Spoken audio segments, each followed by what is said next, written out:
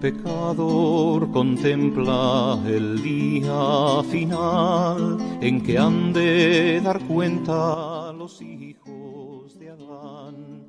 En un verde valle que es de Josafat, envuelto en pavesas el mundo verás. Acabado el mundo debes contemplar que el cuerpo y el alma su unión buscarán.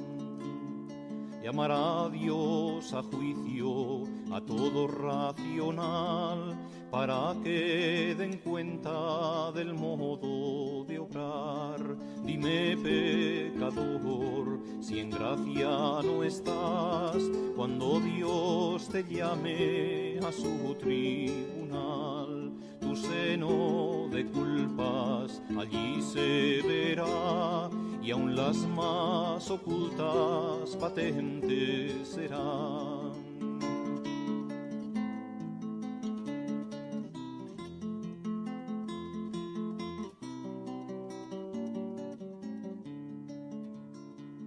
Tu ángel de la guarda allí te acusará y María Santísima no te amparará.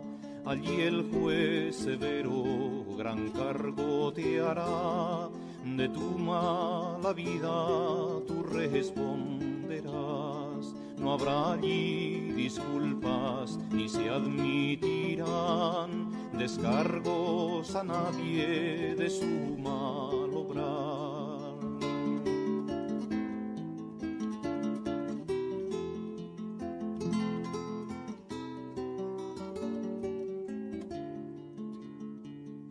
Dime, miserable, ¿de quién te valdrás? Si allí al más justo temblarle verás. Llorad vuestras faltas, gemid y clamad, que si grave es la culpa, el infierno es más.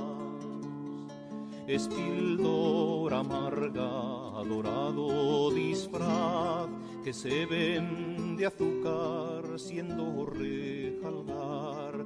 Es serpiente astuta, dragón infernal, basilisco que mata con solo mirar.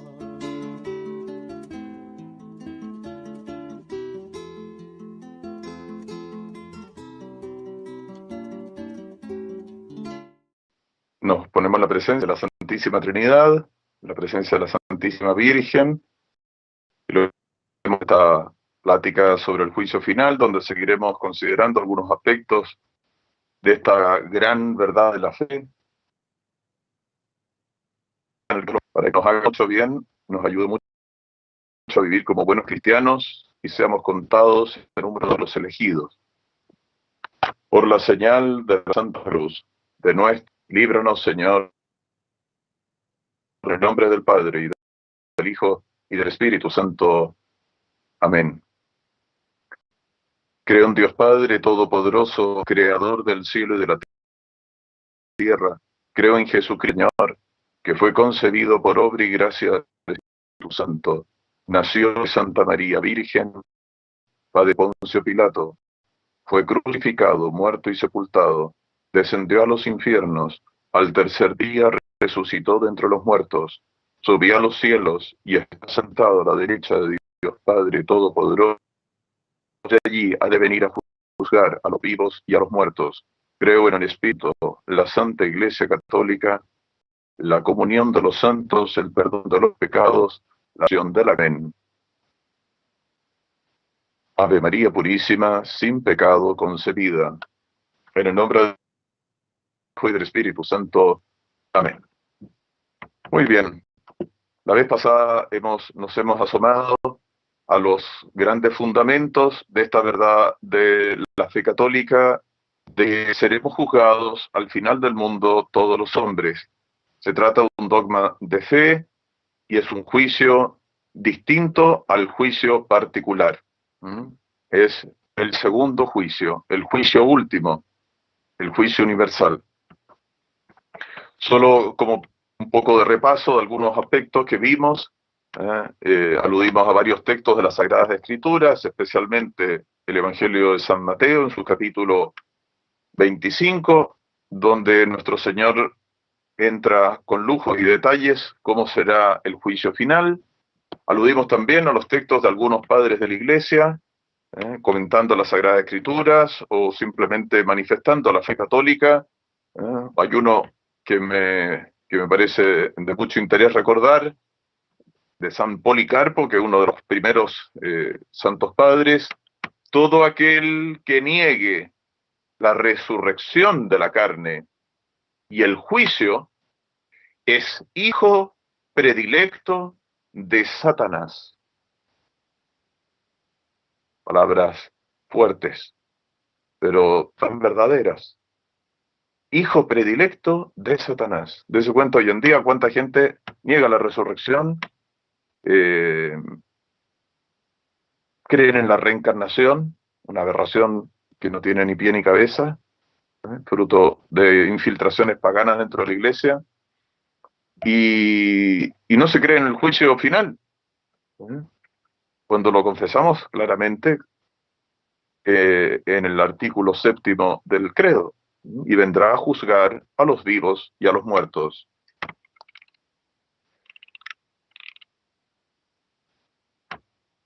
Otro aspecto de la tradición que vimos, y aludimos a él, fueron los monumentos de la Iglesia Católica en sus primeros siglos, y como por ejemplo en el arte cristiano está representado, sea en las catacumbas, sea en las iglesias, en los frontis de las iglesias, a su entrada, el juicio final, la separación de hombres, de los buenos y de los malos, de los elegidos y de los condenados. Pero hay otro dato que me parece mucho interés recordarlo, o que lo tengan presente, o que lo sepan, si no lo conocen, es que justamente en el texto de San Mateo, nuestro Señor, al hablar del juicio, pone especial relevancia en que seremos juzgados en función de nuestras obras de misericordia. Y esto es algo muy bonito para que vean ustedes que la verdad del juicio final, de este juicio general o universal, de este juicio público de todos los hombres, de todos los pueblos, de toda la historia, tiene consecuencias para nuestra vida cristiana. Y es un hecho muy bonito que lo reconozca incluso gente que desgraciadamente suele publicar cosas que no son provechosas. Entonces, la BBC de Inglaterra publicó un artículo acerca de cuál es el origen de los hospitales. ¿Cuáles son el origen de los hospitales? ¿Han visto algo más importante? ¿Han visto algo que demos por sentado, que en todos lados hayan hospitales? Y bueno, el origen de los hospitales es la fe católica en la existencia del juicio final. Que lo diga un organismo de un país que no es católico, porque dejó de serlo por la herejía de su rey, de sus reyes, y rompieron con la verdadera iglesia, con consecuencias tan tristes para la cristiandad. Pero dense cuenta que es tan patente en los hechos de la historia que los hospitales tienen su origen en el catolicismo. Bueno, que hay gente que tiene un mínimo de sinceridad, de honestidad, y tiene que reconocerlo. Y en este caso, un medio de comunicación. Y el título del artículo es ¿Cómo el temor por el juicio final llevó a la creación de los hospitales? ¿Qué otras fundaciones se habrían hecho quizás si se hubiera continuado predicando con frecuencia esta verdad del juicio final, que estaba tan arraigada en la fe del pueblo cristiano como una verdad con consecuencias prácticas, porque la gente sigue diciendo el credo, pero ya no tiene presente que el alcance de las afirmaciones de la fe, que quizá algunos ya han escuchado ese canto del siglo XVII español, que se cantaba en estos reinos hispánicos, éramos todos parte del mismo imperio católico, y es toda una letra dedicada al juicio final, y a que te tienes que preparar y que te tienes que convertir, porque ¿qué vas a hacer allí o si no? ¿Eh? Pero volviendo a los hospitales, dice lo siguiente, porque creo que es de gran relevancia, y sobre todo en los tiempos que estamos viviendo. El hospital juega una parte importante en nuestras vidas. La mayoría de nosotros nacemos y morimos en los hospitales. Y la mayoría también visita el hospital para ser operados en algún momento de sus vidas o para acompañar a otras personas. ¿Y cómo surgió la idea del hospital? ¿De dónde vino? Vino de la Iglesia Católica.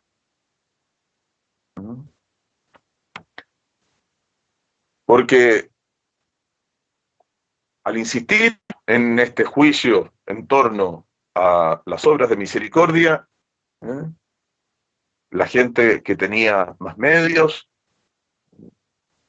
con este santo temor de Dios, que es tan importante, que es el principio de la sabiduría, dijeron, vamos a procurar asegurarnos mejor nuestra salvación. Y vamos entonces a dedicar una parte de nuestros haberes para atender a aquellos que necesitan especiales auxilios y que no tienen cómo dárselos en su salud. Y por eso la palabra hospital viene de hospitium, hospitalidad, el lugar donde se le brinda hospitalidad a los extraños. Y de allí que si uno lee vidas de santos dedicados a la salud, otros que no necesariamente, pero se van a encontrar que en los hospitales giraban mucho también los pobres. ¿Por qué? Porque también encontraban comida ahí, por ejemplo. Entonces, era todo tipo de auxilios, no solamente para el cuerpo enfermo, sino que también para evitar perder la salud por el hambre. Y todo esto gratuitamente. Quizá la gente mayor que nos escucha le puede comentar a sus hijas, a sus familiares,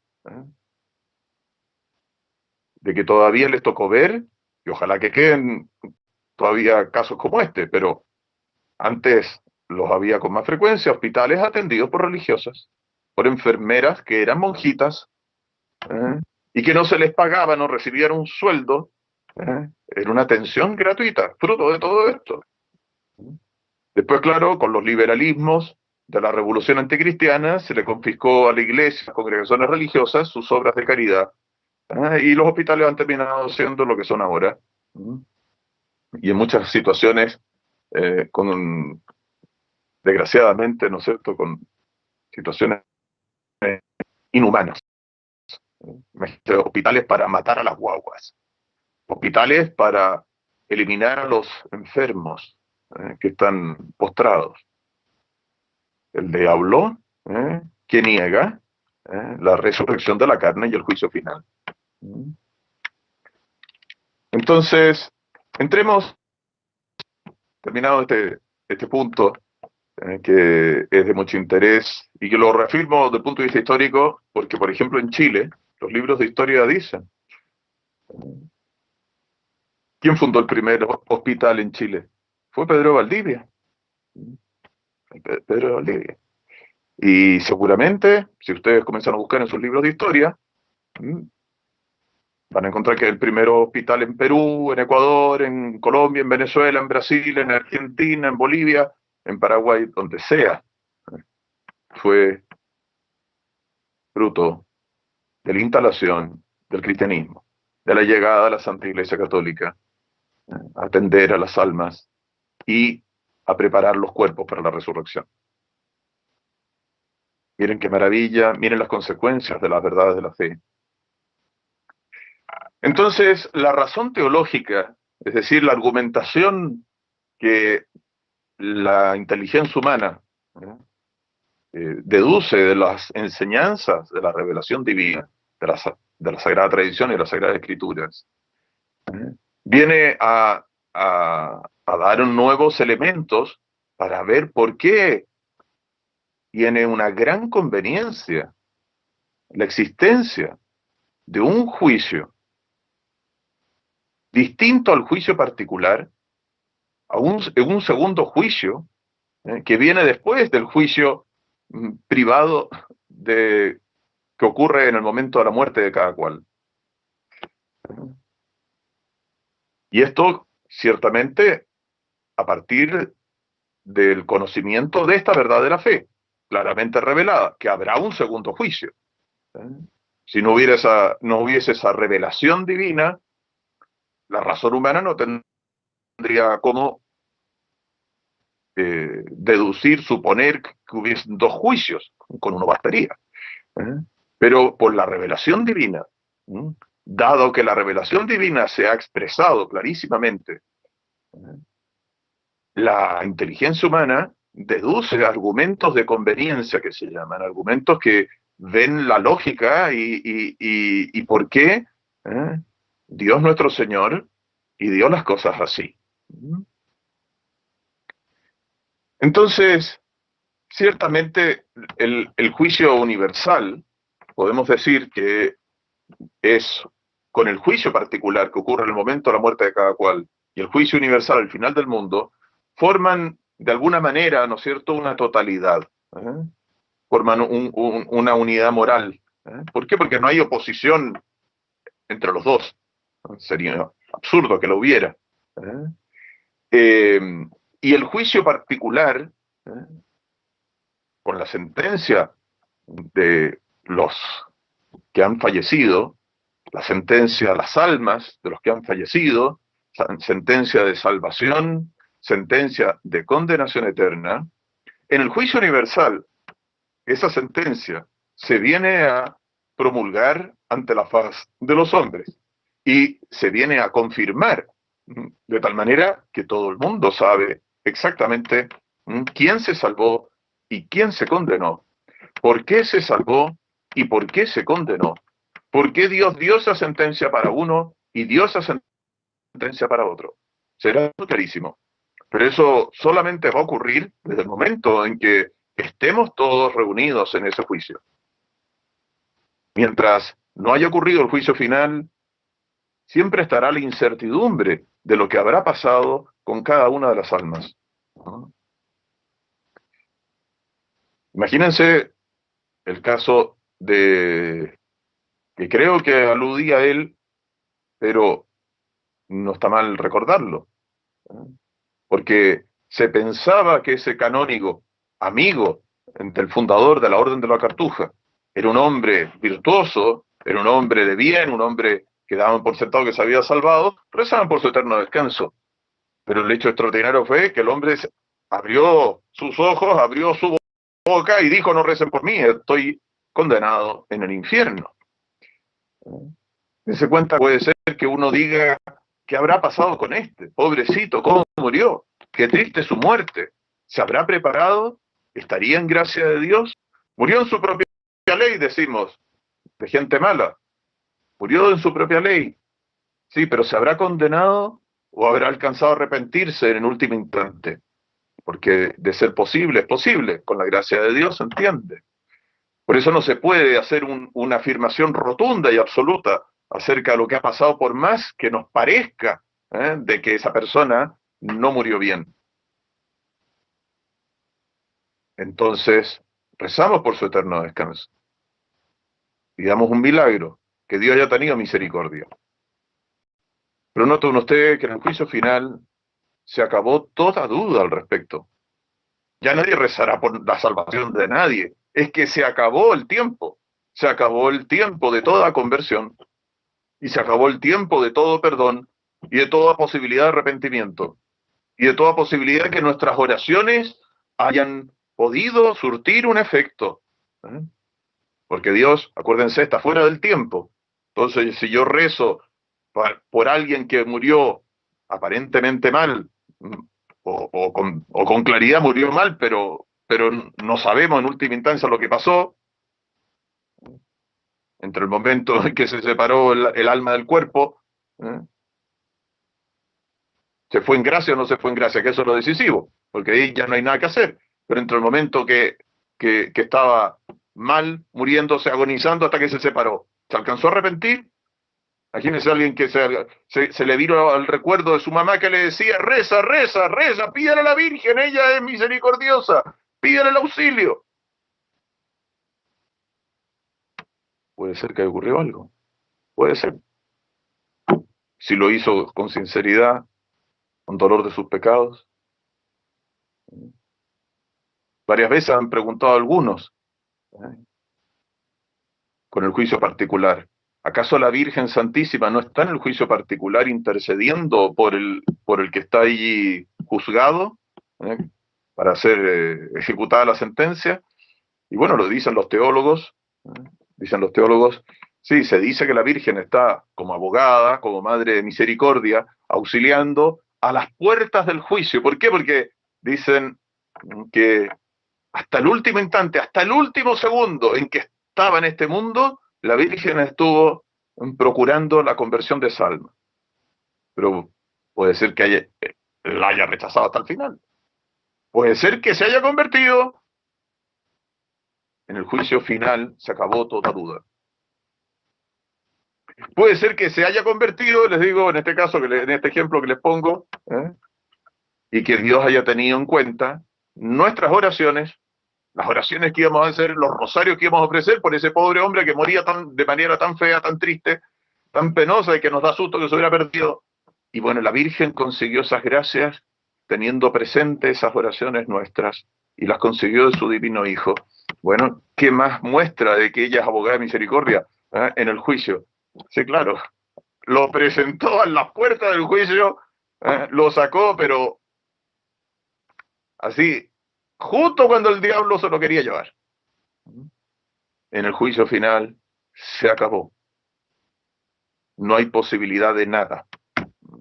¿Y para qué decir de situaciones totalmente extraordinarias y puntuales que han ocurrido alguna vez, de que haya resucitado un muerto para que se confesara y pudiera morir en gracia de Dios?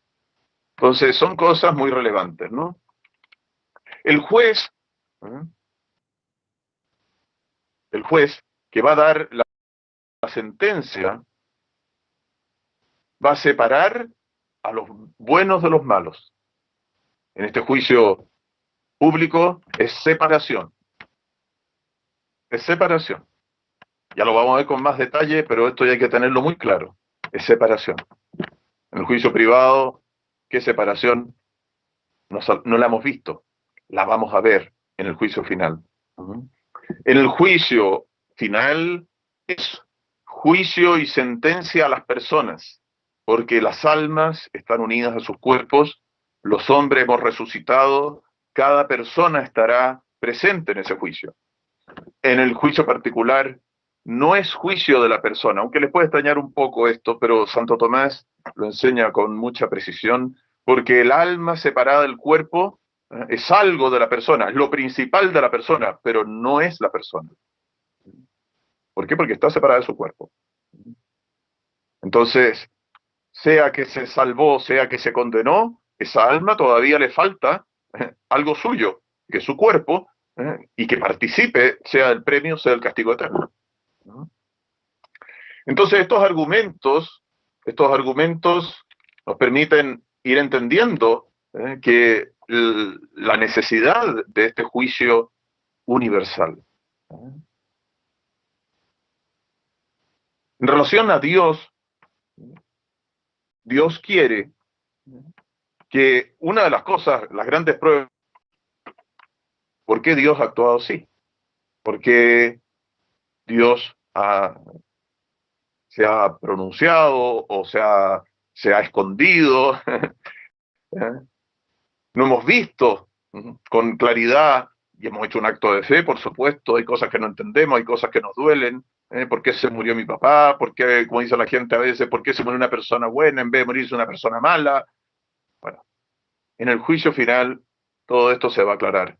¿Por qué en ese momento? ¿Por qué no fue antes? ¿Por qué no fue después? Todo se va a aclarar.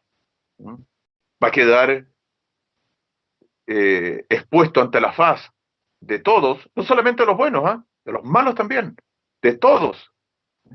De Dios, la sabiduría de Dios, la justicia de Dios, que en la tierra no comprendimos, pero que en la otra vida comprenderemos en estas sus intervenciones para provecho de los elegidos. El juicio final también va a ser una manifestación del triunfo y de la gloria de Jesucristo en su condición de Rey de Reyes. El mundo lo rechazó a Jesucristo, el mundo blasfemó de Jesucristo, el mundo pisoteó a Jesucristo y condenó a Jesucristo, nuestro Señor. Ahora todos lo reconocerán, lo aceptarán, unos dolorosamente, porque los condenados también lo reconocerán, Él, el Rey de Reyes, qué duda les va a caber. Pero, ¿con qué diferencia? Con los que se hayan estado entre los elegidos. Va a ser un reconocimiento gozosísimo, alegrísimo. Entonces va a ser un triunfo público y absoluto de Jesucristo frente a sus enemigos. Y para eso es necesario este juicio solemne y público de todo el mundo. Porque Él vino a este mundo, como le dijo Poncio Pilato, a reinar. Y es por eso tan triste de que, habiéndose instalado en este mundo, por obra de Jesucristo, su esposa la Iglesia, con todos los medios de salvación, y habiendo surgido todo un orden social, político y cultural católico, que hayamos terminado en la situación que estamos hoy en día, donde es todo un orden político, económico, social, cultural, anticristiano, de una manera o de otra, abiertamente o solapadamente, pero ya no es un orden cristiano. Qué triste. Sí, claro, pero es muestra de que es necesario un juicio final. Es necesario un juicio final. Porque estos enemigos tienen que ser públicamente humillados. La masonería, las sectas de todo orden, las ideologías perversas, tienen que ser públicamente execradas ante la faz del universo. Y por parte de lo muy importante, por una parte aludíamos a la comprensión de los planes divinos, pero otra parte también porque es en virtud, no lo son ante los ojos de Dios, porque muchas cosas en la vida, en muchas cosas quisiera que triunfa el mal. Uno de los grandes argumentos que Santo Tomás va a tratar en contra de aquellos que dicen que Dios no existe, por supuesto, los que dicen que Dios no existe están absolutamente equivocados, pero Santo Tomás toma un argumento que le parece relevante: la existencia del mal. Si hay Dios, ¿por qué hay mal? Dios no ha creado el mal. ¿Por qué Dios, que es infinitamente bueno, permite el mal? Es un misterio impresionante ese. Porque en este mundo triunfa tanto el mal. Entonces, permítanme, porque es un punto muy importante para que veamos la grandeza de este juicio final, que consideremos este aspecto especialmente relevante para la vida de todos nosotros, porque en nuestras vidas todos seguramente hemos presenciado injusticias, hemos sido objeto de injusticias, y a veces somos objeto de injusticias dentro de aquellos que más debiéramos esperar justicia. Y bueno, sépanlo que es parte del plan amoroso de Dios para nuestra purificación, para nuestra santificación y para el triunfo del Rey de Reyes. Pero veámoslo desde esta perspectiva.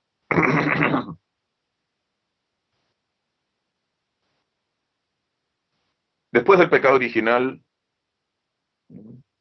suele triunfar el mal en la vida de los hombres. Suele ser así. Es lo más frecuente. La virtud es ultrajada y escarnecida y suele terminar en la cárcel, suele terminar en el destierro, suele terminar en los tormentos, en los campos de concentración.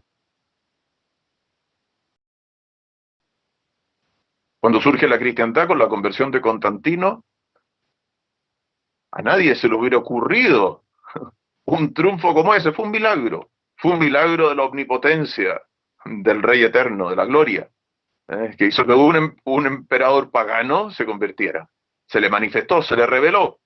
Los cristianos eran una minoría. Más del 90% de la población, por lo menos en Occidente, era pagana. Y se convierte al cristiano emperador. Un triunfo impresionante. Sí, pero supuso una intervención particular de Dios en función de sus planes amorosos de ayudar a la salvación del mayor número posible de personas. Entonces, hasta en la historia se nota esto. Pero no nos tenemos que escandalizar de este triunfo del mal. No nos tiene que causar una explicación. Y esta explicación es que tenemos que también nosotros asociarnos al misterio de la cruz. Vamos a ser juzgados a la luz de la cruz. Y por otra parte, Dios nuestro Señor es tan justo, es la misma justicia, es infinitamente justo, que con este triunfo del mal en el mundo, con tanta frecuencia, Dios nuestro Señor lo que pretende es darle algunas satisfacciones a los malos. Escúchenlo bien, ¿eh? A los malos. ¿Y por qué? Porque no hay nadie tan malo que no haga ningún bien, que no tenga nada bueno. Y como las pocas cosas buenas o las algunas cosas buenas que tienen los malos no son hechas en gracia de Dios, no tienen premio en la eternidad. Pero Dios se las premia aquí en la tierra. Como dice nuestro Señor en el Evangelio, ¿quién va a ser tan malo, tan malo, tan malo que si su niño le pide un pan le va a dar una serpiente, o le va a dar un escorpión? No, ¿no es cierto?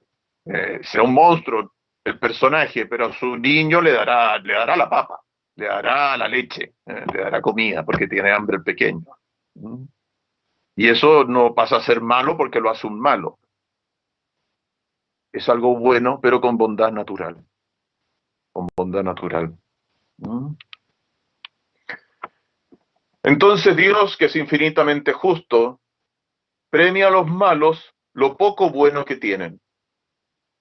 Y al mismo tiempo, castiga a los buenos en lo poco malo que tienen.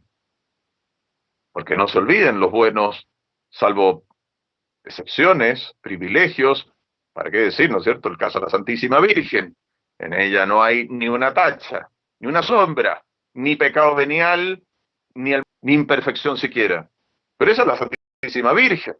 Pero en el caso de nosotros, como decía Santa Teresa de Ávila, hablando de la gente que verdaderamente lucha por ser santa, bueno, se le escapaban pequeñas miserias, pequeñas tonteras, y lo dice las Sagradas Escrituras, 7 veces al día cae el justo. Entonces, hay que purificarlo, hay que castigarlo, porque Dios es justo. Entonces, lo exige la justicia de Dios, lo exige esta divina justicia, que justamente en el juicio se va a ejercitar de manera asombrosa. Ahora bien, como los malvados en castigo de sus crímenes irán al infierno para toda la eternidad, Dios les premia en esta vida las pocas cosas buenas que hacen. Para toda la eternidad, Dios comienza a castigarles en esta vida lo poco malo que tienen, con el fin de ahorrarles totalmente o en parte las terribles purificaciones ultraterrenas.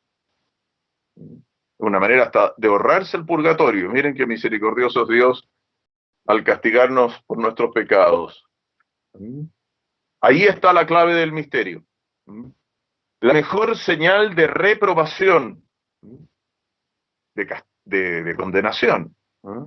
La más terrible señal de que un hombre malvado acabará en el infierno para toda la eternidad es que siendo efectivamente un malvado, un anticatólico, un blasfemo, un ladrón, un inmoral, etcétera, ¿no es cierto? La maldad es que sean, que tenga, digamos, arraigadas.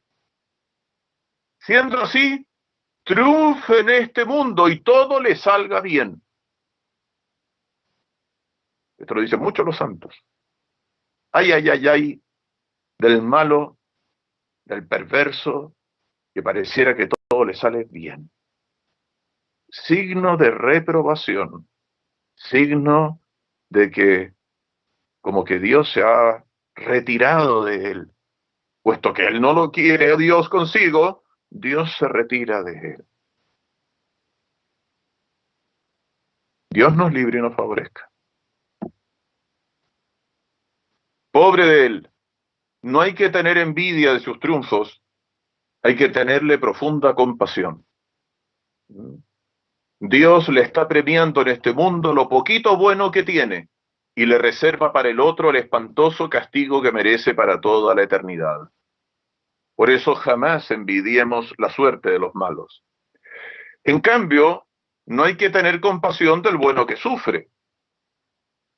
No hay que compadecerse a los santos que sufrieron tanto en este mundo y fueron víctimas de tantas persecuciones, sino que a esos sí hay que tenerles una santa envidia, porque en sus aparentes fracasos y tribulaciones humanas, en las cuales Dios los castigó misericordiosamente en este mundo por sus pequeñas faltas y flaquezas, les estaba preparando un espléndido premio en la gloria eterna del paraíso. Los santos mismos veían con toda claridad estas cosas, iluminados con las luces del Espíritu Santo, se echaban a temblar cuando las cosas les salían bien a ellos mismos, y pensaban que quizás Dios les quería premiar en este mundo las pocas virtudes que practicaban, porque se sentían grandes pecadores, reservando para el otro el castigo de sus muchos defectos que su humildad multiplicaba y agrandaba. Ven tan grande y tan perfecta la santidad de Dios que se ven a sí mismos tan pecadores, tan poca cosa. Entonces se asustaban cuando les iban algo bien.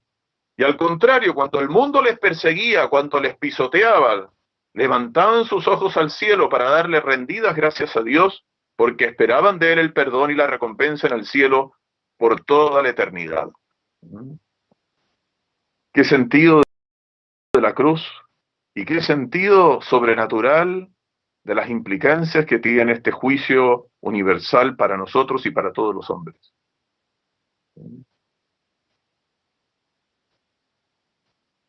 Entonces, esto que los santos vivieron en esta vida es importante, es indispensable, que lo vean todos los hombres. ¿Cómo lo van a ver gente sin fe? ¿Cómo lo van a ver esos católicos que han apostatado de la religión, de la vida cristiana o de la fe con la herejía? ¿Cómo? Lo van a ver en el día del juicio, en el día del juicio final. Estará todo clarísimo. En el juicio particular serán condenados. En el día del juicio final verán la armonía, la perfección, la sabiduría de Dios y verán también qué disparatados fueron en sus vidas, que se perdieron el amor de Dios.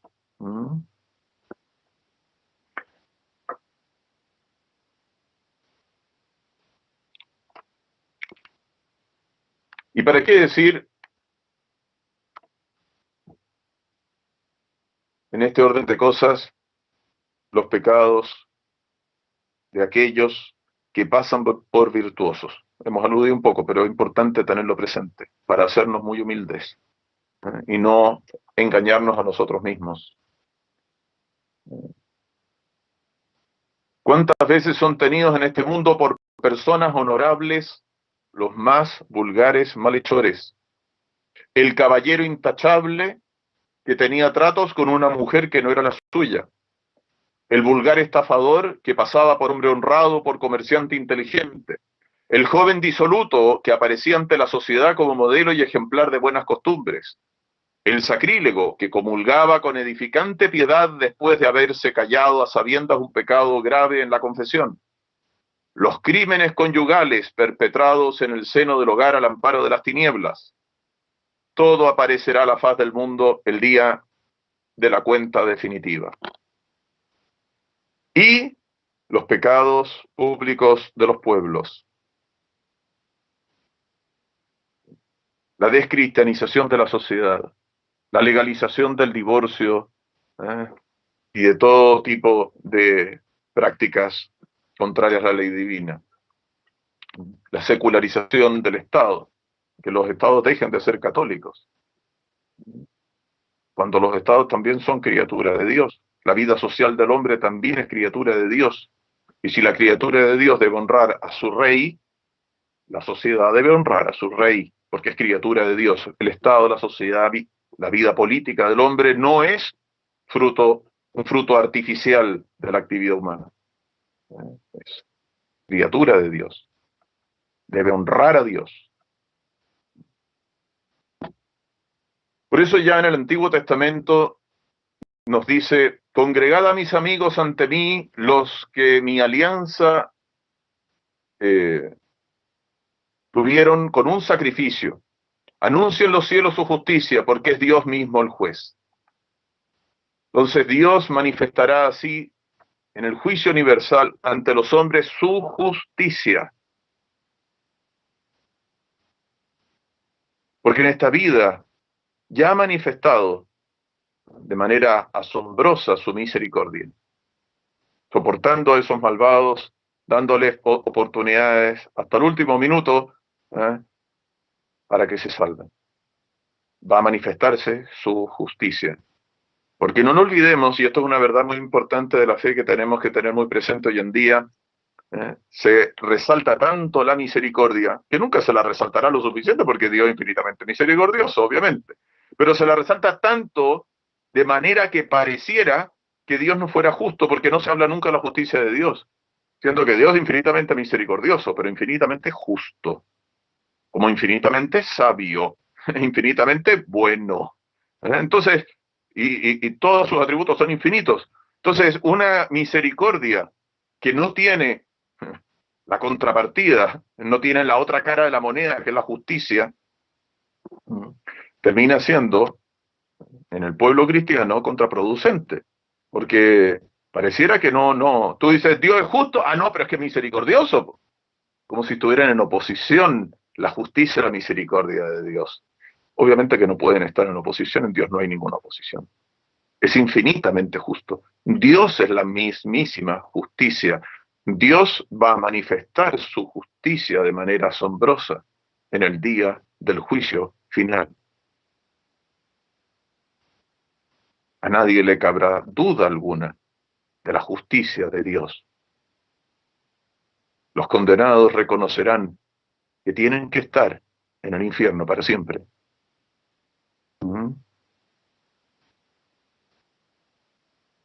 Dice, todavía más he visto bajo el sol en la sede de la justicia.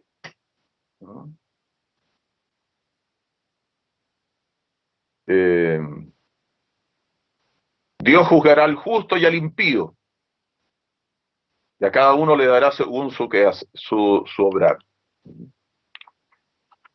En el día del juicio final, Dios hecho hombre, Jesucristo nuestro Señor, el Hijo de la Santísima Virgen María, se manifestará ante todos los hombres como el Hijo de Dios, el Redentor del mundo y el Rey de los cielos y de la tierra.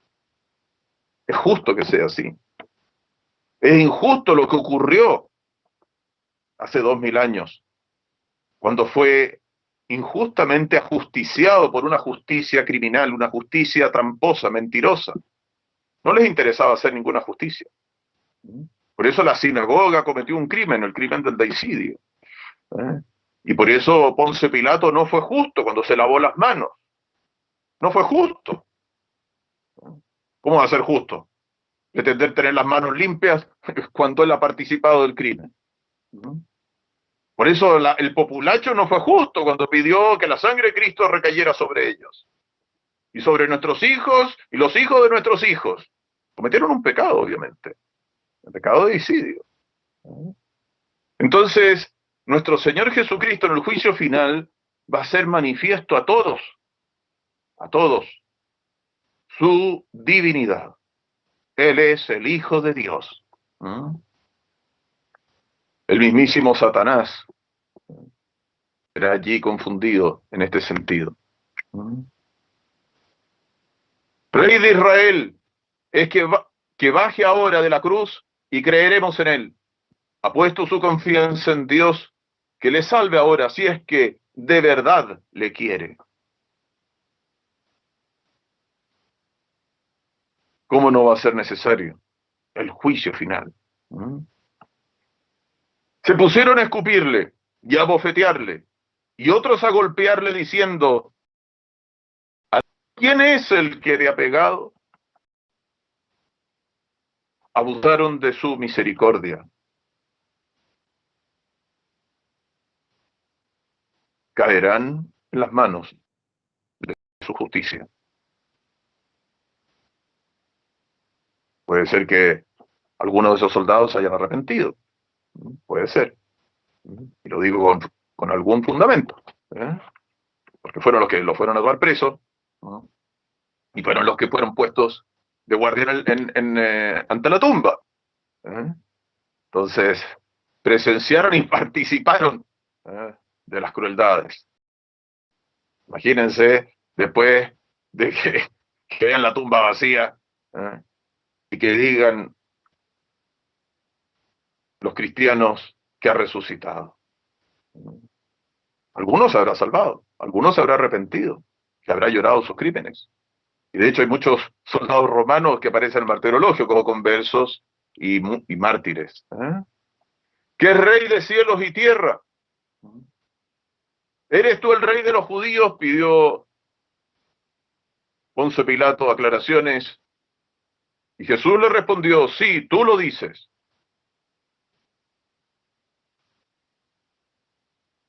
Lo despreció la muchedumbre y soltó a Barrabás.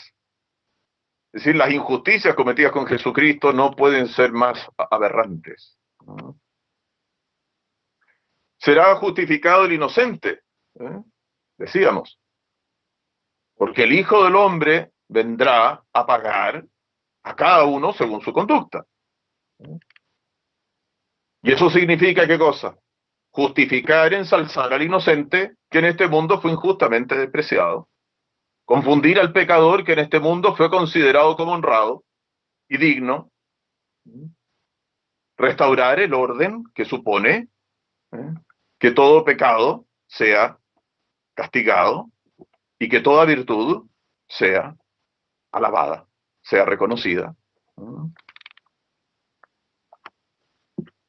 Entonces, creo que tenemos ahí los elementos, ¿no es cierto?, para tener muy claro por qué Dios quiere este juicio universal y por qué este juicio universal nos tiene que hacer muy humildes para procurar la más sincera virtud, no engañarnos a nosotros mismos y a nadie con virtudes aparentes y dolernos sinceramente de nuestros pecados, porque no queremos estar del lado de los condenados. Que hagamos muchas obras de bien, y si a alguno se le ocurre descubrir algo mejor que los hospitales, bienvenido sea el caso, podemos poner un aporte más para gloria de la Santa Iglesia. ¿Cuándo será este juicio final? Este juicio final será inmediatamente después de la resurrección, cuando Dios lo determine. Dios lo sabe, Dios lo tiene establecido, por supuesto que sí. Dios, pues, pasando por alto los tiempos de la ignorancia, anuncia ahora a los hombres que todos y en todas partes deben convertirse, porque ha fijado el día en el que va a juzgar al mundo según justicia.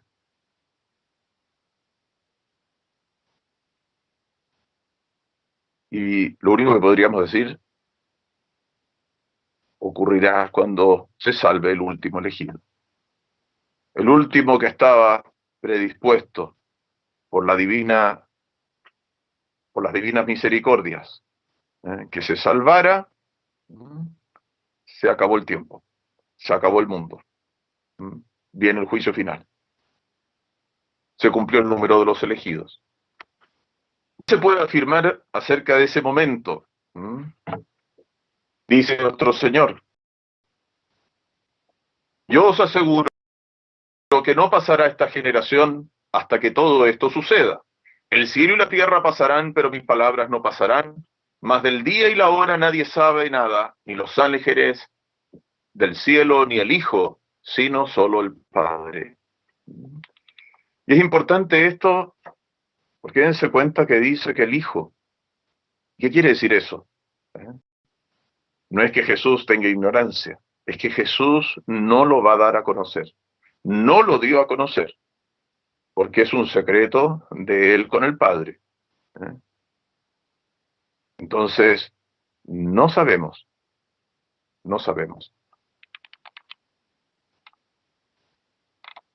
Lo único que sí hay que destacar es que cuando será inmediatamente la resurrección y el juicio.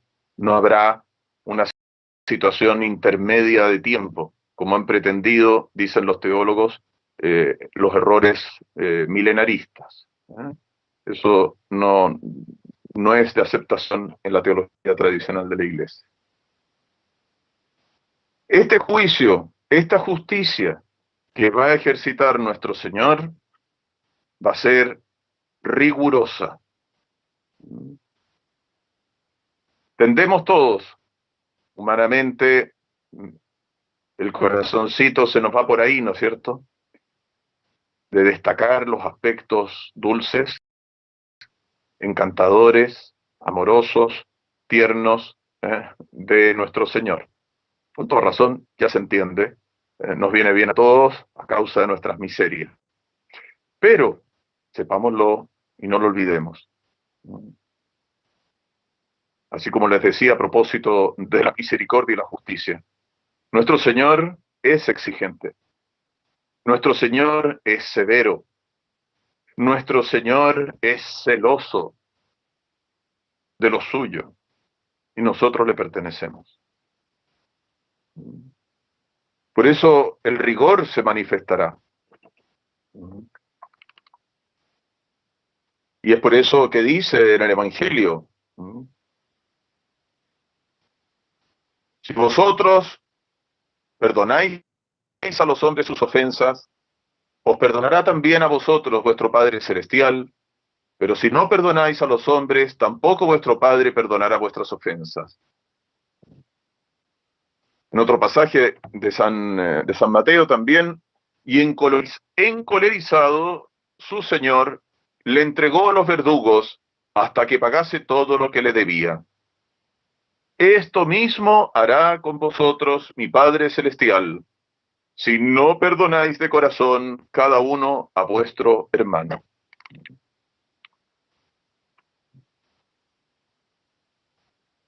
No juzguéis y no seréis juzgados. No condenéis y no seréis condenados. Perdonad y seréis perdonados. O en otro texto también: porque tendrá un juicio sin misericordia el que no tuvo misericordia.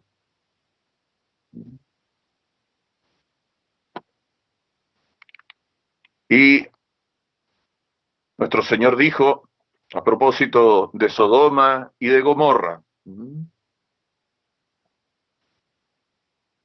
aludiendo a aquellos endurecidos que no se convirtieron ante sus milagros, ante sus enseñanzas.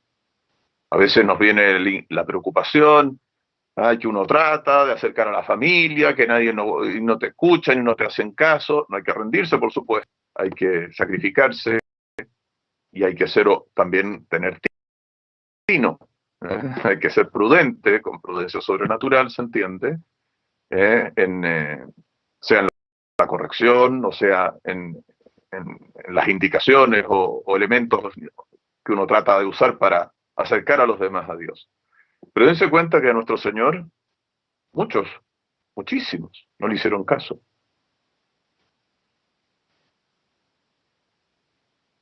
Muchísimos no le hicieron caso. Y no, en la ciudad o pueblo en que entréis, informaos de quién hay en ella digno, y quedaos allí hasta que salgáis. Y si no se os recibe, ni se escuchan vuestras palabras, salid de la casa o de la ciudad aquella, sacudiendo el polvo de vuestros pies. Yo os aseguro, del día del juicio, que habrá menos rigor para la tierra de Sodoma y de Gomorra que para aquella ciudad. Y no nos olvidemos que sobre Sodoma y Gomorra cayó fuego del cielo por su horrible pecado de sodomía. Pecados que, como todos los pecados, tiene perdón para el que se arrepiente de verdad. Pero dense cuenta que nuestro Señor anuncia este juicio riguroso, este juicio tremendo, este juicio que espanta incluso a los santos. Y dice también en San Mateo, entonces se puso a maldecir a las ciudades en las que se habían realizado milagros, porque no se habían convertido.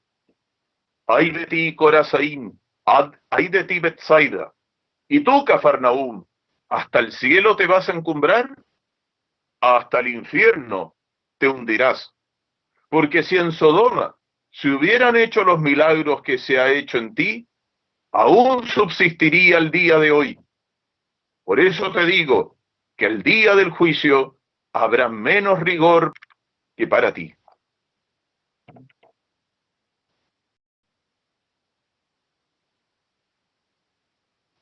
Tremendo. Tremendo.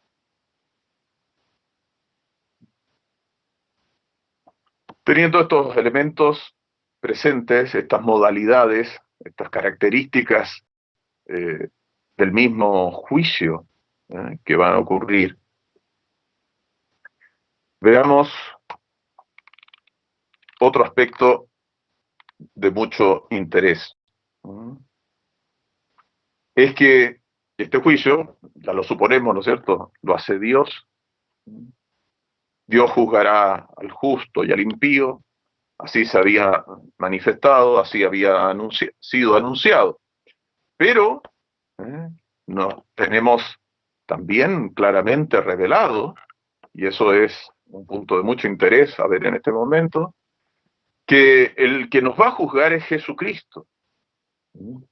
Porque el Padre no juzga a nadie, sino que todo juicio lo ha entregado al Hijo, dice en San Juan capítulo 5, 22. Porque como el Padre tiene vida en sí mismo, así también le ha dado al Hijo el tener vida en sí mismo, y le ha dado poder para juzgar, porque es Hijo del hombre, en Juan 5, 26, 27. Y nos mandó que predicásemos al pueblo y que diésemos testimonio de que Él está constituido por Dios, juez de vivos y muertos. ¿Cómo se entiende esto? Porque este juicio en que se va a revelar su justicia, esta justicia tremenda de Dios, porque es infinita,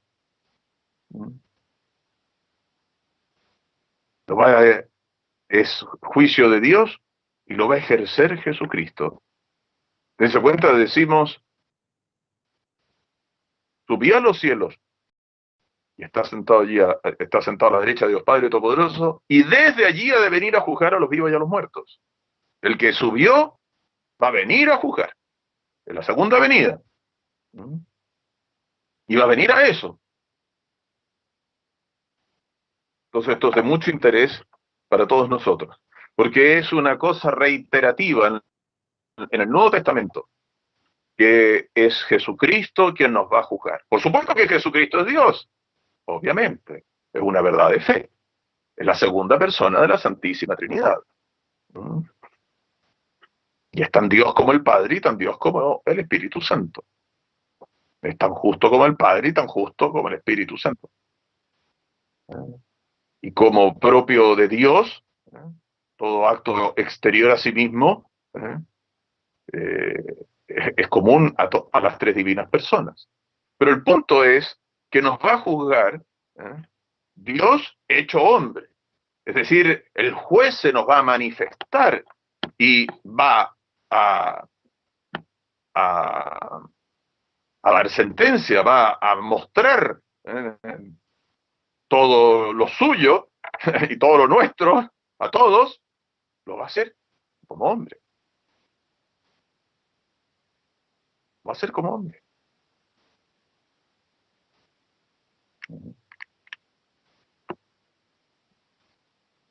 Entonces dijo a sus discípulos, el Hijo del Hombre ha de venir en la gloria de su Padre con sus ángeles, y entonces pagará a cada uno según su conducta. Cuando venga el Hijo del Hombre en su gloria, acompañado de sus ángeles, se sentará en su trono de gloria, y serán congregados delante de él todas las naciones, y él separará a los unos de los otros, como el pastor separa a las ovejas de los cabritos. Lo habíamos visto la vez pasada esto. Pero dense cuenta, él va a separar. No es una venida para venir a salvar, no venir a tener misericordia con los hombres, con la humanidad, no, eso se acabó. Viene a ejercitar la justicia divina, a separar, a darle a cada cual lo suyo. Por eso los cabritos son bien distintos a las ovejitas. Las ovejitas son tan obedientes, eh, tan dulces. Los cabritos todo lo contrario. Entonces dice Santo Tomás que lo propio del juicio, lo propio de ser juez, le corresponde a aquel que es rey, al Rey de los Reyes, a Jesucristo. Él es el Rey. Está sentado, decíamos, a la derecha del Padre, porque es Rey de Reyes, y vendrá a juzgar, va a ejercitar esta tarea propia de la realeza, que es el juzgar. Nos puede sorprender, ¿no es cierto? Porque hoy por hoy los reyes que hay en el mundo, la inmensa mayoría, son reyes para la foto. Reyes que reinan pero no gobiernan, dice la máxima del liberalismo político que ellos introdujeron. Pero nuestro Señor no es del liberalismo político. Nuestro Señor es de la realeza política suya. A él nadie le va a quitar su gobierno. Él es el gobernante del cielo y la tierra. Él va a ejercer este juicio. No hay división de poderes aquí, como lo pretendían los liberales. No hay división de poderes. Él tiene como propio esta facultad y la va a hacer brillar de manera asombrosa.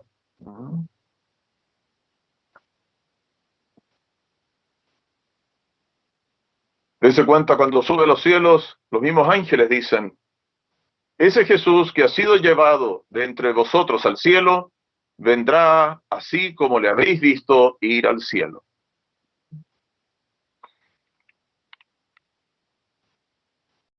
Entonces, Jesús, en cuanto hombre, va a juzgarnos. Y va a juzgar a todos los hombres, va a juzgar a los vivos y a los muertos, como decimos en el credo, ya lo hemos explicado en más de una ocasión.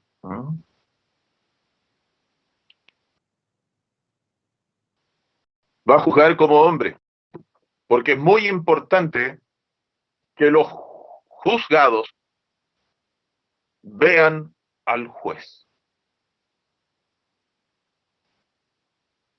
Ser juzgado por alguien a quien no ves, tú dices, ¿quién será este?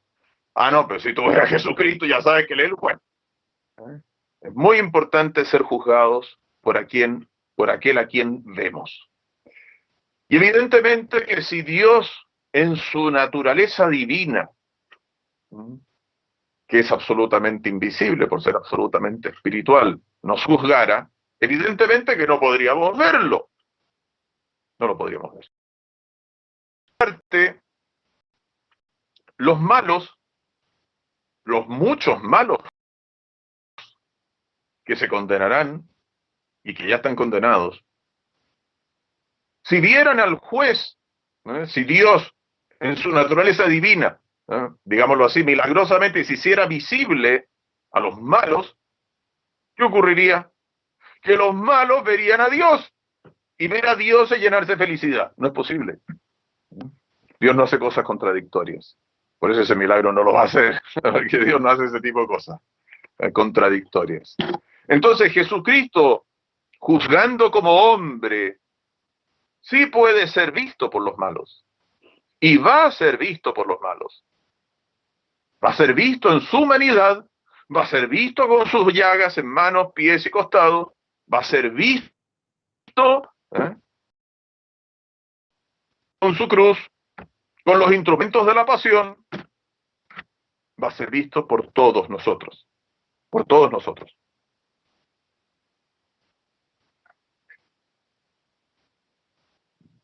Por eso dice las Sagradas Escrituras, le ha dado poder para juzgar, porque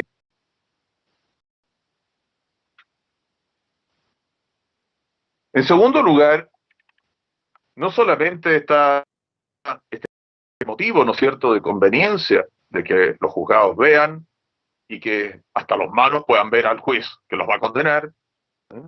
Sino que Jesucristo como hombre, en cuanto hombre, en su humanidad santísima, mereció esta, esta condición de juez, este oficio de juez, ¿no?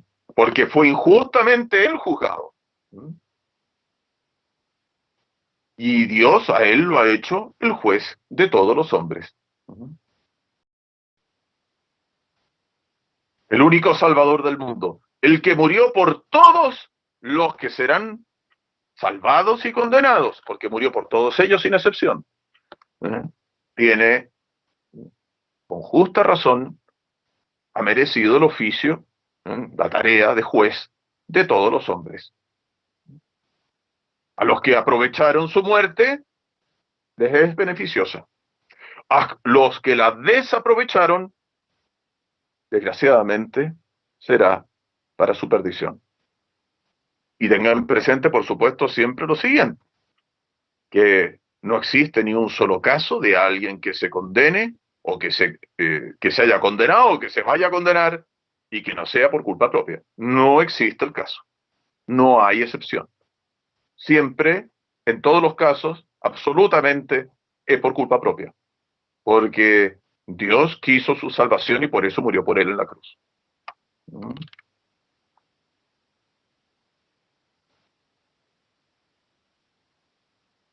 Jesucristo nos juzga como hombre, en cuanto hombre, porque también para nosotros nos ayuda a no desesperar de este juicio. Dice Santo Tomás. Para que, dice, los hombres así cesen de desesperar. Si nos va a juzgar aquel que murió por nosotros, si nos va a juzgar aquel que nos ha amado tanto, si nos va a juzgar aquel que nos ha dado todo para salvarnos, no hay que desesperar de ser juzgados por él. Es un argumento muy lindo, muy bonito para todos nosotros, para que este santo temor que nos da el juicio final sea acompañado, sea templado también por la confianza que nos merece el juicio de alguien como Jesucristo, el Rey de los Reyes. Si solo fuese Dios el juez, los hombres aterrados desesperarían, dice Santo Tomás de Aquino. Pero no, es Jesucristo en cuanto hombre, que se nos presentará para juzgarnos. Y en la próxima ocasión vamos a ver si acaso hay, junto con Jesucristo, otros jueces, o es solamente Jesús el juez. Pregunta interesante. ¿Eh? ¿Quiénes van a ser juzgados? La Virgen Santísima va a ser juzgada. Los hombres van a ser juzgados. Eso lo tenemos más o menos claro, yo creo, después de todo lo dicho. ¿Los ángeles van a ser juzgados?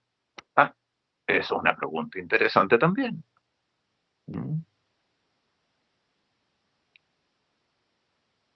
Como se darán cuenta, hay muchas cosas que tocar aquí, sí que, bueno, hasta aquí llegamos por hoy día. En nombre del Padre, y del Hijo, y del Espíritu Santo. Amén. Gloria al Padre, y al Hijo, y al Espíritu Santo, como era en el principio, ahora y siempre, por los siglos de los siglos. Amén. Bendito y alabado sea el Santísimo Sacramento del altar, y la purísima concepción de María Santísima Señora nuestra, concebida en gracia sin mancha de pecado original, desde el primer instante de su ser natural. Amén. En el nombre del Padre, y del Hijo, y del Espíritu Santo. Amén. Se los invito.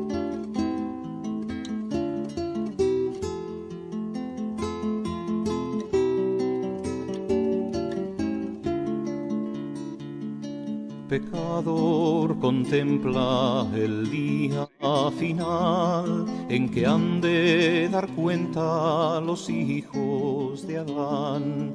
En un verde valle que es de Josafat, envuelto en pavesas el mundo verás. Acabado el mundo, debes contemplar que el cuerpo y el alma su unión buscarán. Llamará Dios a juicio a todo racional, para que den cuenta del modo de obrar. Dime, pecador, si en gracia no estás, cuando Dios te llame a su tribunal. Tu seno de culpas allí se verá, y aun las más ocultas patentes serán.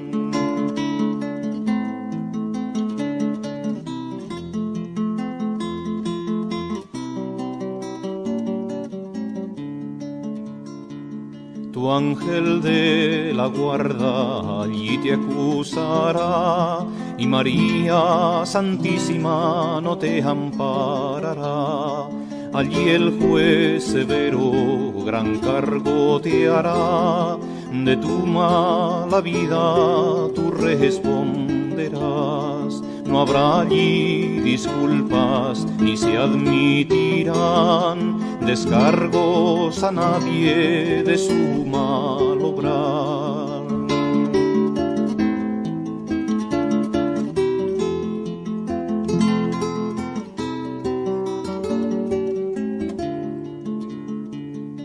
Dime, miserable, ¿de quién te valdrás? Si allí al más justo temblarle verás. Llorad vuestras faltas, gemid y clamad, que si grave es la culpa, el infierno es más.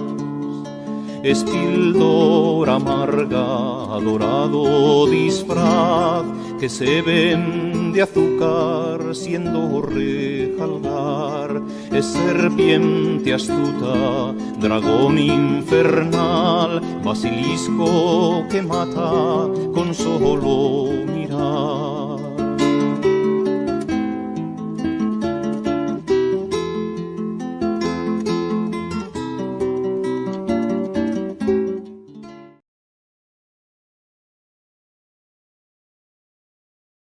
Es imposible que un alma del purgatorio no alcance la santidad, porque no se olviden que es muy importante Es algo que ha salido de alguna manera o de otra, pero en distintas pláticas. La santidad en lo fundamental es vivir en gracia de Dios. No hay ningún alma que pueda estar en el purgatorio si no estuviera en gracia de Dios. Es decir, toda alma que se salva tiene un principio de santidad.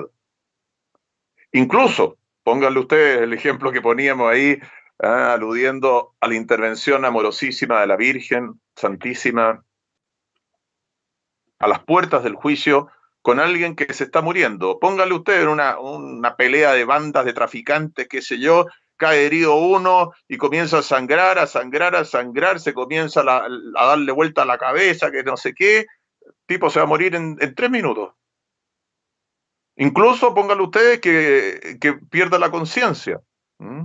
Si le hablan no responde. Sí, pero lo que pasa dentro del alma es... Imagínense que la Virgen, teniendo en cuenta nuestros rosarios, que iban a parientes que iban a rezar, pónganle ustedes por ese pobre hombre, la Virgen interviene y le hace recordar. Acuérdate lo que te dijo tu madre siempre, o tu abuela, ¿eh? Que tienes que pedirle a la Virgen que ella madre de misericordia. Y el pobre hombre, dentro de su corazón, le faltan 30 segundos para separarse el alma del cuerpo, dice: Virgencita, ayúdame, Jesús, piedad, soy un pecador, no me quiero condenar, perdóname por haberte ofendido, perdóname, perdóname, perdóname. De todo corazón. Quedó justificado. Se borró los pecados mortales. 30 segundos después, en gracia de Dios se separó el alma del cuerpo. Y ese que era un criminal merecedor del infierno, se fue al purgatorio. ¿Por qué se fue al purgatorio? Porque dejó la maldad y comenzó a tener el principio de la santidad, la gracia santificante. Porque o se está en gracia santificante o se está en pecado mortal. No hay otra alternativa. No hay zona gris. O pecado mortal o gracia santificante. Entonces, todas las almas que están en el purgatorio tienen el principio de santidad. Y justamente los tormentos, los dolores, las penas del purgatorio, la pena de daño, ¿no es cierto?, no ver a Dios cara a cara, la Santísima Trinidad, y la pena de sentido, el fuego del purgatorio, ¿no es cierto?, los dolores, digamos, de la prisión del purgatorio, a esa alma la terminan de purificar, de limpiar, de madurar, para poder entrar en el cielo. Si en el cielo solamente entran santos, como en el purgatorio solamente entran aquellos que tienen el principio de la santidad, que es la gracia santificante. Si por eso se llama gracia santificante. Es un don sobrenatural que nos hace hijos adoptivos de Dios y herederos del cielo. Si soy hijo adoptivo de Dios, soy hijo de aquel que es 3 veces santo. Por eso soy heredero del cielo. Nadie puede tener acceso al cielo sin santidad. Una guaguita recién bautizada ya comenzó a ser santita. Les decía el otro día, y así es. Una santidad de bebé.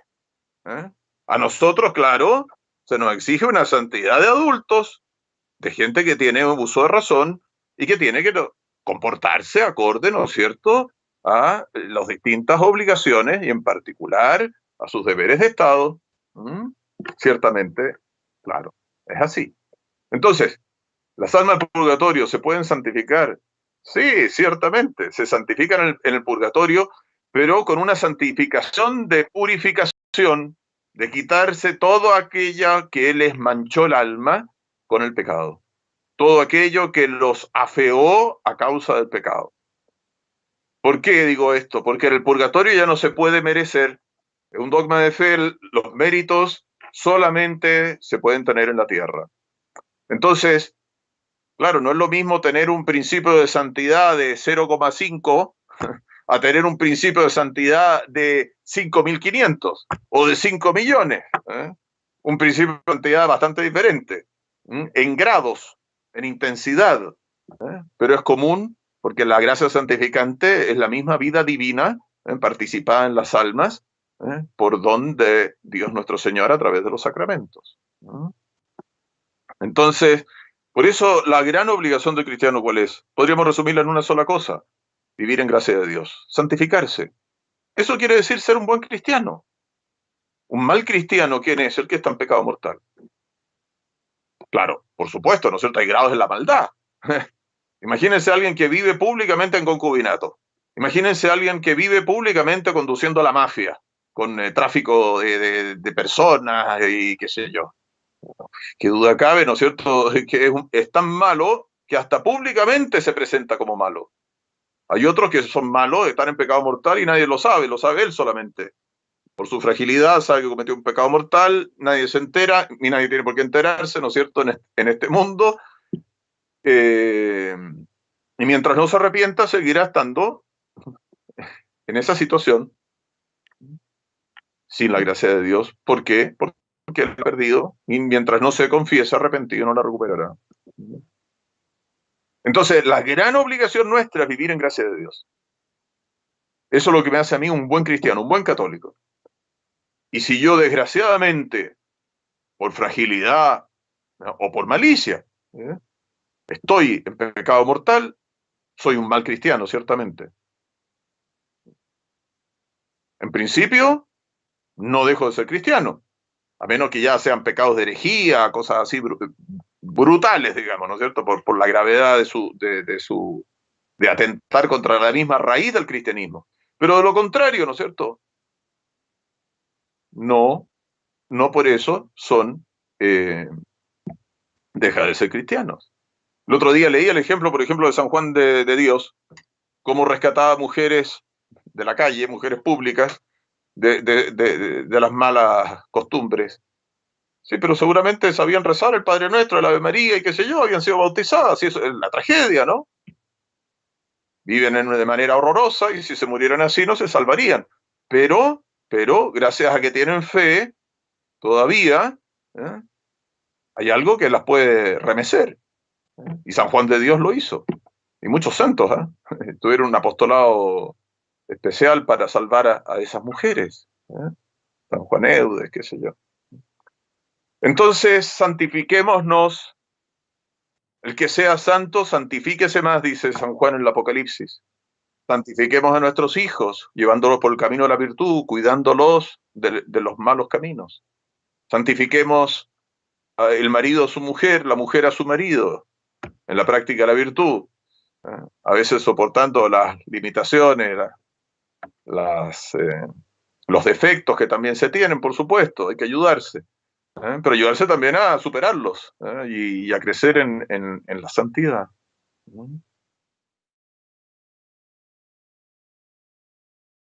A ver, de que hay elegidos, no cabe duda, está revelado por Dios nuestro Señor. En que hay un número de los elegidos, no cabe duda. Así lo dice las divinas enseñanzas. Que hay reprobados, también lo hay, también lo sabemos. ¿Por qué? Porque Dios lo enseñó.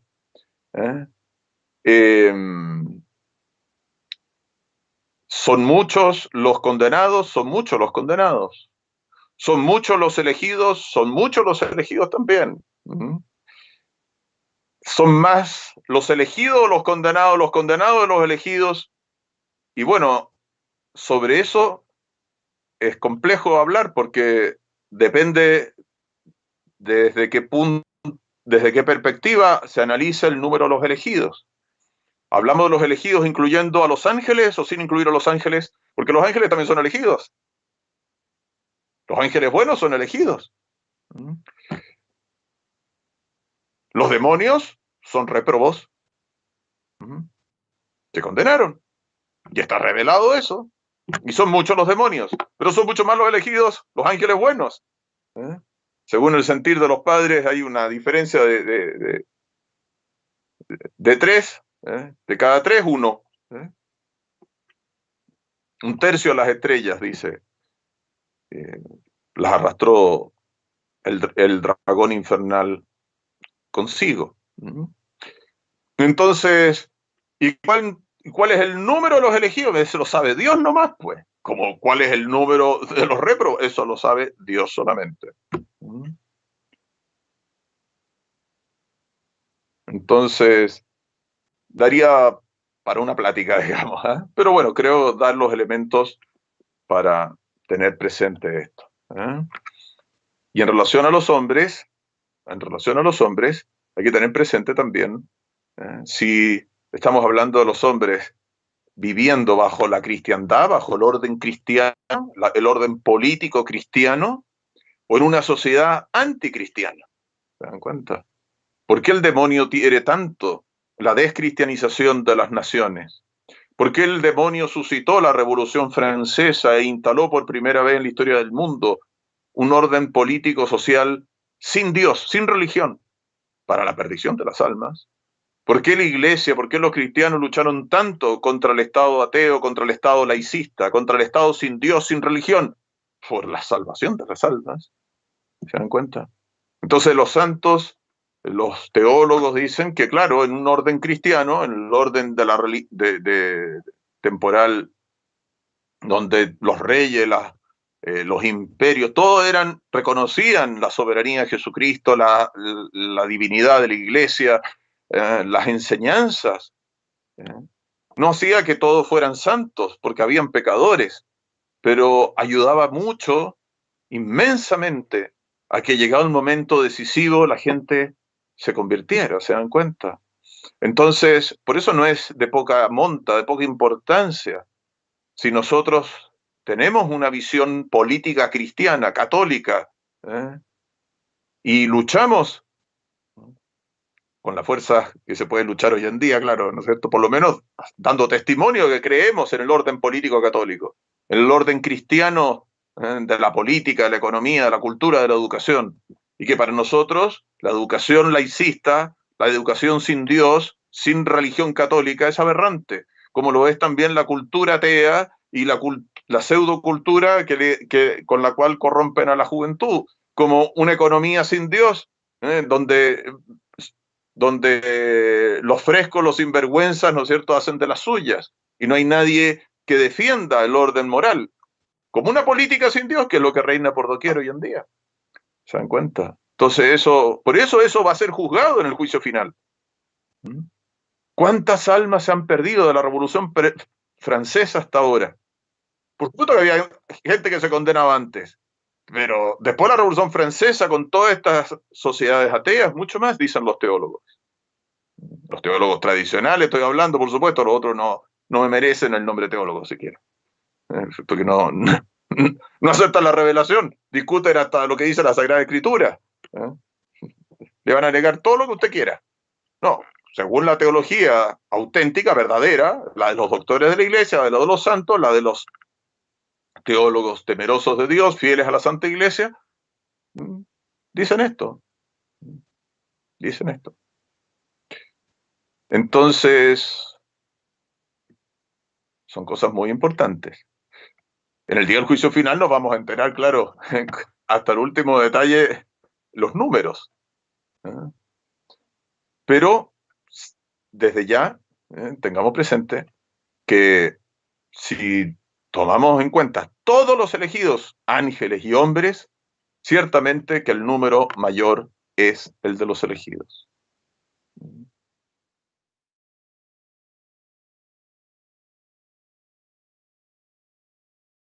Claro, dense cuenta que hay allí hay una especie como de paralelo, ¿no? Porque dense cuenta, si hay una muestra de la misericordia de Dios, que es infinita, ¿no?, es que Dios le ha dado a todos los hombres un ángel de la guarda. Y no le ha dado solamente un ángel de la guarda a los bautizados, a nosotros que tenemos la gracia de Dios ser bautizados. Piensen en esa multitud de millones de judíos que están sin bautismo.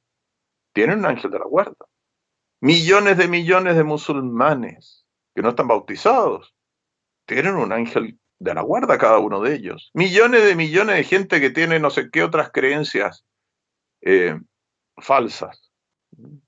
Porque la única verdadera es la católica, es la cristiana, la traída por Dios a los hombres. Pero se cuenta, todos esos hombres, todos ellos, tiene un ángel de la guarda. ¿Por qué? Porque Dios de verdad quiere su salvación, y la tarea de ese ángel de la guarda es justamente ayudarlo a salvarse, a ese hombre. Ayudar a ese judío, que seguramente ha nacido en ese hogar, no ha conocido, sus padres le instruyeron así, y así sus padres con sus padres, etcétera, ¿no es cierto? Y terminar encontrando la verdad, como el caso de Edith Stein, que terminó muriendo de Carmelita, que ofreciendo su vida por la conversión del pueblo judío, porque ella no quería que sus hermanos de sangre no se hicieran católicos, ella quería que se hicieran católicos, ofreció su vida por eso. Pero ¿cómo llegó a convertirse? Pasando por la filosofía moderna, por una serie de vueltas, ¿no es cierto? El hombre escribe torcido, Dios escribe derecho con las líneas que torcemos los hombres.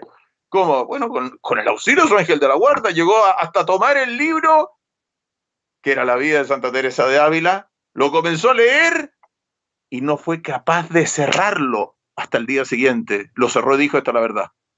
Fue a tocar la puerta del cura más cercano: señor cura, yo quiero bautizarme. El ángel de la guarda. El ángel de la guarda hasta las puertas del juicio. Por eso se dice que intercede por nosotros, ¿no es cierto? Como la Virgen Santísima en el juicio particular. ¿Por qué? Porque hasta el último minuto, hasta el que parecía que estaba listo para irse de cabeza al infierno, resulta que se pudo salvar. Gracias a la Madre de Dios, gracias a su ángel de la guarda, alcanzando.